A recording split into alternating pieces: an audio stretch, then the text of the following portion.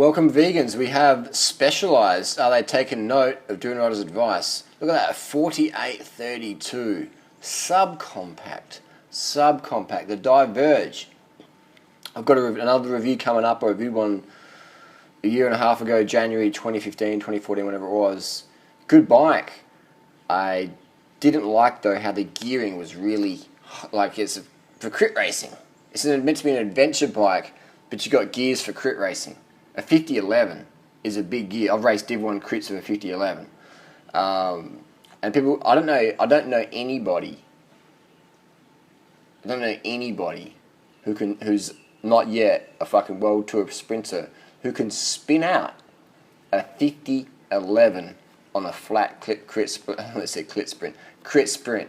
Do you know anybody who can spin it out? 130, 140 cadence is spinning it out. 1500 watts. I don't know anybody who can do that. But we have the Diverge used to come with the 50s. But now it's a 48. I would like to see the Diverge with a 30, 46 or a 44. This is another Diverge. This is the carbon model. I like this bike. It has great clearance. It's a pretty zippy bike. Yeah, it suits good long distance stuff as well. It's got rack and fender compatibility. The rear wheel setup though on the carbon ones, that through axle, you're a bit limited on your options potentially. That's another video. But let's have a look at the gearing. So we have here a 46 on the front. A 46 with only it's not even a 1-1 ratio. This one's a 1-1 ratio.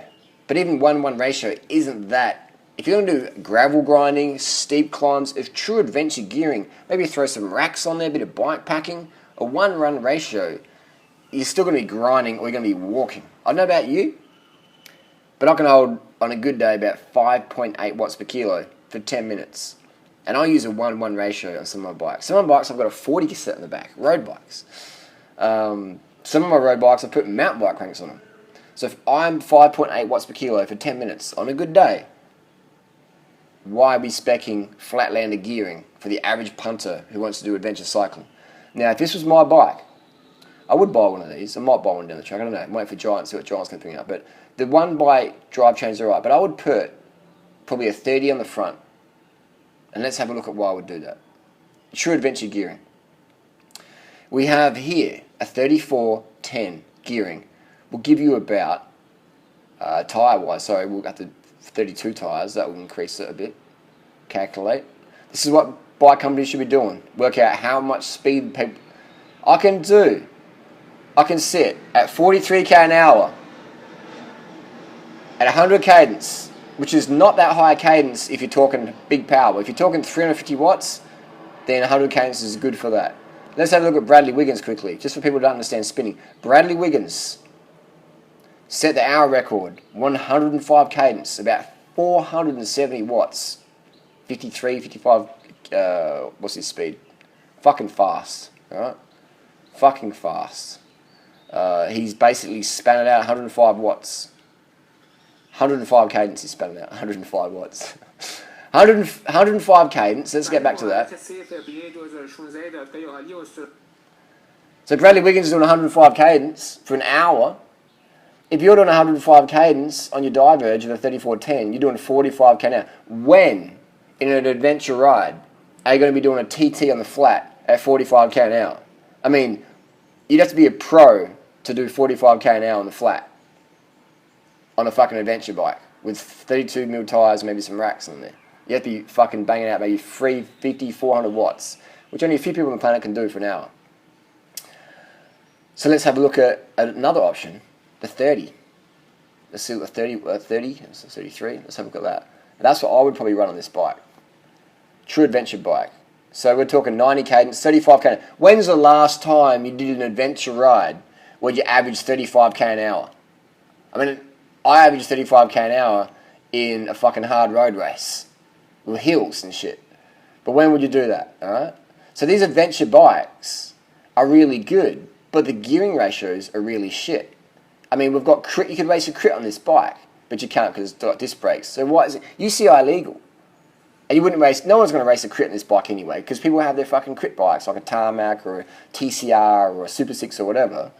So why are we speccing big gearing on there? Why is that? Because the average male ego is too full on to admit that spinning is winning. But all you have to do is look at Bradley Wiggins, Chris Froome, Lance Armstrong, Contador, the spinners, man. Rominger, all the high power, high cadence spinners. Mark Cavendish, spinning. All the best track riders, spinning. Pursuit riders, 110 cadence. If you're putting out big watts, you want to have a high cadence. If you're doing just cruising along, between 80 and 90 is fine. If you're under 200 watts, 80 and 90 is fine.